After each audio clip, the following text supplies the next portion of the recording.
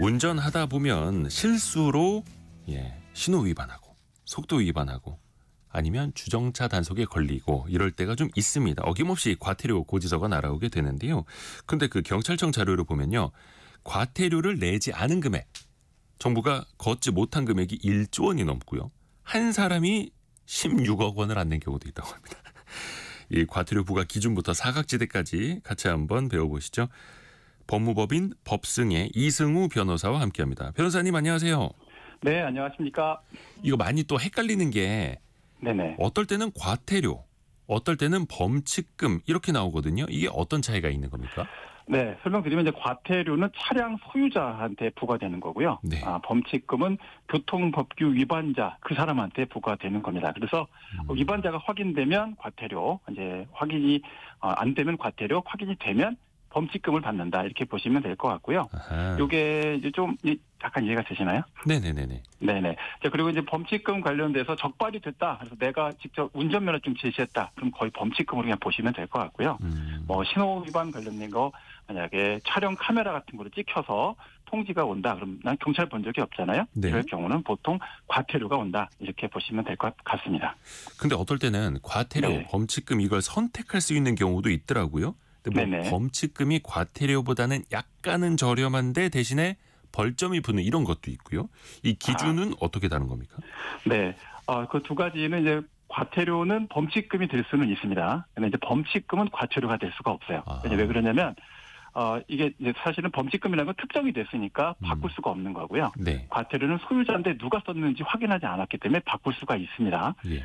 자, 그런데 이거 이제 벌점 감소해서 범칙금 좀 싸다 이렇게 하시는 거는 절대 하시면 안 됩니다. 이게 40점 되면은 면허 정지가 되고요. 121점이 되면 취소되는데 이게 벌점이 조금 낮다고 해서 했다가 아주 큰 손해 보시는 분들이 많습니다. 자, 그렇기 때문에 또 이게 보험 관련돼도 할증 사유도 될 수 있으니까 주의하시고 또 이제 40점 미만이면은 뭐 1년 후에 벌점 소멸된대. 그러니까 올해 지났으니까 괜찮아. 하시는데 그거 아니고 최후 위반 시부터 1년입니다. 그러니까 벌점 관리는 좀 계산을 함부로 이렇게 하시는 건 좀 위험할 수가 있습니다. 네. 벌점이 있으면 또 보험료도 오를 수 있으니까 이거 되게 생각해 볼 거리가 많네요. 그렇습니다. 또 하나 이게 정말 헷갈리는데 그 과속 단속 카메라 앞에서 몇 킬로미터까지 초과를 하면은 과태료를 무는 거냐. 이게 누구는 한 10% 정도까지는 봐준다. 그 정도의 융통성이 있다라고 하는 사람들도 있고 이게 정확한 기준이 있습니까? 예, 과거에는 이제 오차가 좀 크게 벌어지는 단속죄들이 많아서 10% 정도가 10km 정도는 괜찮다라고 했는데요. 네. 최근에는 이제 지방경찰청장이 재량으로 이런 일정 범위 속도 초과에 대해서는 그 과속 단속 카메라의 허용 오차 정도로 이제 보고 있기 때문에 지역마다 약간의 차이가 있을 수가 있습니다. 우리 동네에서 10km 봐주던데 다른 동네에 갔을 때 적발될 수가 있으니까요. 규정에 맞춰서 주행하시는 것이 아주 안전하실 것 같습니다. 재량이라고요. 재량. 그러니까 60km 제한도로에서 65km까지는 어디서는 봐줄 수도 있고. 그렇습니다. 근데 어디서는 65km인데 딱지 끊길 수도 있는 거고요. 그렇습니다. 카메라마다 약간 다를 수도 있습니다. 그래서 그냥 60km에 그냥 맞춰서 가는 게 맞다. 또 이럴 수도 있는 거고요. 또 왜 그거 있지 않습니까? 자동차 계기판에 있는 숫자랑 내비게이션에 찍히는 그 GPS로 계산된 숫자랑 속도가 좀 다르지 않습니까? 네네. 이것도 좀 헷갈리긴 합니다. 예, 그 관련해 갖고는 내비게이션이 이제 GPS로 해서 위성으로 이제 이동 거리를 계산하는 거 아닙니까? 네. 그러다 보니까 이제 오류가 생길 수 있는 순간적인 문제가 생길 수가 있고요. 도로 상황에 따라 차이가 발생할 수 있으시니까 제한 속도보다 약간 여유 있게 주행하셔야 안전하다라고 말씀드릴 수 있겠습니다. 네. 그리고 그 어린이 보호구역에서 받은 과속 딱지 지난해에만 530만 건에 육박한다고 합니다. 여기 이제 30km로 지나가야 하는데 그 이하로 주로 어떤 상황에서들 실수를 하게 될까요? 네, 이제 그 제한 속도 준수 때문에 걸리시는 분들이 많고요. 특히 일시정지가 횡단보도 앞에서 무조건 정지를 한번 해야 됩니다. 그걸 무시하시는 경우가 또 적발될 수가 있고요. 또 이제 불법 정차 주차가 이제 어린이 승하차 표지가 있는 곳에서만 그 허가 구역에서만 어린이를 태우거나 내릴 수가 있는데 일반적으로 주정차를 근처에서 그냥 하시려는 분들이 있어요. 그렇게 되면 다 과태료나 범칙 대상이 될 수가 있고요. 자, 그래서 일반 자동차도 그 승하차 표지가 있더라도 5분 내에 정차만 하셔야 되고, 그러니까 각별하게 이 노면 색깔 다르고 노란색 신호등이고 뭔가 색깔이 다르다. 이런 곳에 들어가시면 각별히 좀 긴장하셔서 운전하실 필요가 있습니다. 거기에서는 5분 이상 주차했다가 딱지 끊길 수 있는 거고요. 그렇습니다. 어허. 또 하나가 그 카메라가 보이면 저 앞에서 속도를 줄였다가 카메라를 넘어가는 순간부터 이제 조금 이제 밟으시는 분들 계시거든요. 네네. 근데 요즘에 이러다가 이제 딱지 끊기는 일이 좀 있다 하더라고요. 예, 그러니까 기계가 계속 발전하고 AI 시스템도 들어가다 보니까요. 이제 이륜차들이 보통 표지판이 이제 그 번호판이 뒤에 있지 않습니까? 그렇죠. 이륜차 단속을 위해서 이제 무인교통 단속 장비가 업그레이드 됐어요. 그래서 뒷부분에 있는 번호판도 측정할 수가 있어서 차량 앞번호판 찍고 뒷번호판 다 찍을 수가 있습니다. 이렇게 되니까 결국 뭐 지나가다가 갑자기 속도 내면 뒷번호판이 인식돼 갖고 단속될 수 있는 상태에 있으니까 하루의 노고를 과태료나 범칙금으로 납부하셔서 사라지지 않도록 하시려면 그걸 좀 신경 쓰셔야 될 것 같습니다. 진짜 아깝습니다. 진짜 아깝습니다. 그런데 요즘에는 그 후면 번호판을 찍기도 해서 그렇습니다. 근데 이게 전면 번호판만 찍는 그 단속 카메라 같은 경우에는 내가 네. 과속 단속 카메라를 지나갔는지 여부를 알 수가 있잖아요. 그렇습니다. 근데 이제 후면을 찍는 카메라 같은 경우에 내가 지나가고 나서 나를 네. 몇 미터까지 지켜보면서 찍는 건지 이거 알 수가 없어 더 좀 그렇습니다. 그렇더라고요. 예, 어렵습니다. 김경수님이 질문 하나 올려주셨는데요. 어린이 보호구역 30km 구간을 지나는 중간에 노랑불이 켜지면 어떻게 해야 하나요? 멈추셔야죠. 무조건 멈추셔야 됩니다. 노란색 불은? 무조건 정지선에 멈추셔야 됩니다. 노란색, 황색 신호가 들어오면 그거는 멈추라는 거고요. 네. 그리고 어린이 보호구역에서는 그대로 통과하시는 것도 절대로 하시면 안 됩니다. 그러니까 멈추셔야 된다라고 생각하시면 됩니다. 어린이 보호구역 횡단보도 앞에서는 한번 멈췄다 가야 되는 거고요. 그렇습니다. 근데 3364님이 올려주신 질문처럼 스쿨존은 아이들이 다니지 않는 주말이나 늦은 시간일 경우에는 어떻게 해야 되나요? 라고. 시간 관련돼서는 이제 8시부터 8시까지 이렇게 제한이 있는 구역에서는 그 이외의 시간에는 일반 교통 규제에 따라서 하시면 되는데 네. 이제 어린이 통학구역이라는 게 좀 문제가 복잡한 문제가 아이들이 통학만 하는 것이 아니라 다양한 형태로 이동할 수 있는 가능성이 높은 지역이라서 그좀 각별히 좀 주의를 하실 필요가 있다라고 생각이 되고요. 특히 야간 시간이나 좀 이른 아침에도 아이들 중에서는 또 등교하거나 또는 학교에 무슨 일이 있어서 방문하는 경우들이 생길 수 있으니까 그 점에 대해서 조금 더 신경을 써주시고 불편함을 조금 참아주시면 어떨까라는 생각이 듭니다. 그래서 일각에서 어떤 분들은 아니 새벽 2시, 3시에 스쿨존 앞에서 30km로만 가야 되는 게 말이 되느냐 이렇게 또 항변하시는 분들도 계시는데 어찌됐든 간에 이게 아예 그냥 생활 습관에 좀 몸에 배어야겠네요. 그렇습니다. 습관이라는 부분에서 보면은 분명히 진행자께서 말씀하신 그 부분이 맞습니다. 그리고 또 하나 아까 그 노란불 그 질문도 아까 들어왔었는데 네네. 왜 경찰관 분들한테 그런 항의하시는 분들도 계세요. 나는 분명히 노란불일 때 진입했다. 내가 네. 지나가기 전까지는 빨간불은 아니었다. 이거 통합니까 혹시? 과거까지는 통했는데요. 대법원 판결이 새로 나왔습니다. 오. 교통사고 발생했는데 예. 자 황색 등화, 노란불 들어온 거 보고 차량이 진입을 했다. 그래서 사고가 교차로 안에서 발생을 했어요. 자, 그 사건 관련돼서 과거 판례와 달리 이건 신호 위반이다 이렇게 판단했습니다. 이제 과실 책임과 책임 범위가 완전히 크게 달라진 거죠.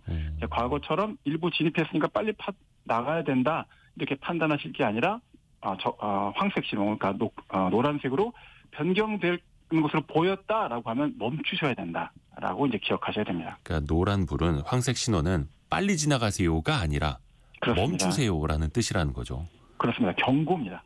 멈추세요라는 경고입니다. 네. 어허. 이런 거는 어떻습니까? 예를 들어서 60km로 이제 제한된 도로에서 네네. 모르고 예. 계속 80km로 달려간 거예요. 근데 그 사이에 과속 단속 카메라가 한 10대 있었던 거죠. 예, 그러면 예. 10번 찍히면 이거 10번 다 그 과태료를 내야 되는 겁니까? 네, 다 내셔야 됩니다. 카메라별로 개별 계산입니다. 그래요? 예.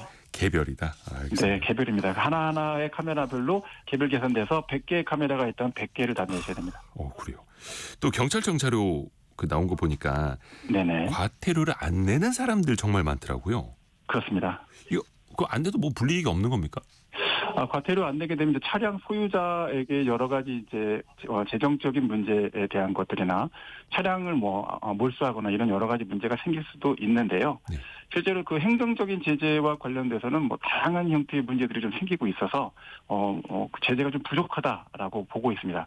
첫째로 이제 경제적인 부담이 요새 이제 좀 커지다 보니까 과태료 납부가 좀 어렵다라고 보는 분들도 있고 특히 가장 큰 문제는 대포 차량 문제. 그래서 무등록 차량 또는 차량 자체를 소유자가 관리하지 않는 이런 형태의 차량들이 등장하고 있어서 고액의 과태료 또는 과태료 징수 체납 관련된 문제가 점점 심각해지고 있습니다.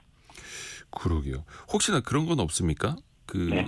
하루라도 안 내면 이제 가산세 같은 것도 붙지 않습니까? 뭐 이자 같은 경우에도. 네. 뭐가 더 추가되거나 그런 건 없나요? 그렇습니다. 예, 가산 관련된 문제는 이제 보통 가산금이 있고 중가산금이 있는데요. 과태료 관련돼서 체납되게 되면은 처음으로 이제 3%의 가산금이 붙고 그다음에 1.2%씩 매월 60개월 동안 붙을 수 있어서 총 77%까지 늘어나게 됩니다. 그래서 한 10만 원짜리 과태료를 받았다라고 했는데 체납을 계속했다라고 하면 60개월 후에는 이제 17만 5천 원을 납부해야 되는 상태가 될 수가 있습니다. 근데 그게 과태료라면 그냥 안 내고 있어도 당장 뭐 운행하는 데는 문제는 또 없을 수 있는 거고요. 네, 차량 자체에 대해서 적발이 되면 되는데 차량이 바퀴가 달려서 전국을 돌아다니다 보니까요.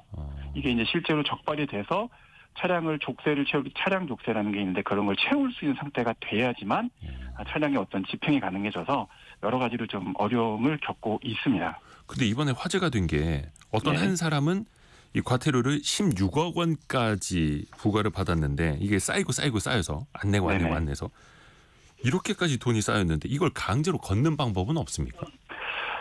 이걸 실제 강제로 걷는 방법이 있긴 합니다. 뭐 자동차 관련된 소유자의 부동산 급여 등에 대한 압류가 가능한데요. 이제 16억 정도 되는 과태료 미납할 수 있는 분이라면 대단히 없겠죠, 보통은. 또 이게 명의 문제나 이제 무등록 차량이 대포 차량일 가능성이 높기 때문에 위반 기록이 고스란히 해당 명의자에게 쌓여서 통보는 되지만 실제 누가 운행을 했는지 확인하지 못하는 그런 문제가 있어서 이 문제에 관련돼서 이제 제 개인적인 생각에는 기한을 좀 짧게 해갖고 이 패턴을 좀 고려해갖고 1년이나 1년 6개월 정도 봐서 대포 차량이다라고 판단이 되면 소유를 좀 우선 말소시키고 추적 폐기하거나 몰수하는 형태를 하고 사후적으로 이제 국가가 이의신청 밟아서 배상을 해줄 수 있는 그런 제도로 하면 권리 보호가 좀 가능하지 않을까. 이게 또 제 생각에는 이 대포 차량이 워낙 또 이게 납치 같은 중범죄 같은 거에도 많이 이용이 되거든요. 그러다 보니까 또 보이스피싱 통장 사고 파는 대포 통장 대포폰 규제보다도 훨씬 더 중요하고 심각한 문제다라고 생각을 합니다. 더 강력하게 규제를 해야죠. 그렇습니다. 정부 이제 세금도 모자라서 이게 사실 이렇게 거치는 이제 범칙금이나 과태료가 세외에 수입이 되는 것 아니겠습니까? 그런데 정작 교통 관련된 과태료나 범칙금을 걷어도 이게 교통과 상관없는 곳에 쓰인다라는 지적도 있더라고요. 자, 이 아주 심각한 문제인데요. 말씀하신 바와 같이 이제 응급의료기금의 20% 정도 들어가고 나머지 한 5분의 4 정도는 그냥 일반 회계로 편입이 돼서 세외 수입으로 쓰이게 됩니다. 근데 사실은 차량 도로 또는 차량 사고, 규율, 또 전문적인 경찰이나 관리 조직은 굉장히 우리가 보호할 수 있는 생명과 관련된 직결된 예산이기 때문에 당연히 말씀하신 바와 같이 별도 법률로서 별도 관리될 수 있도록 만들어야 한다라고 저도 생각을 합니다. 이승우 변호사에게 깔끔하게 정리해서 들어봤습니다. 장명환님이 평소 궁금했던 사항 콕콕 집어서 질문해 주시고 답변해 주셔서 다 해결이 되셨다고 합니다. 아이고 감사합니다. 고맙습니다 변호사님. 예, 감사합니다.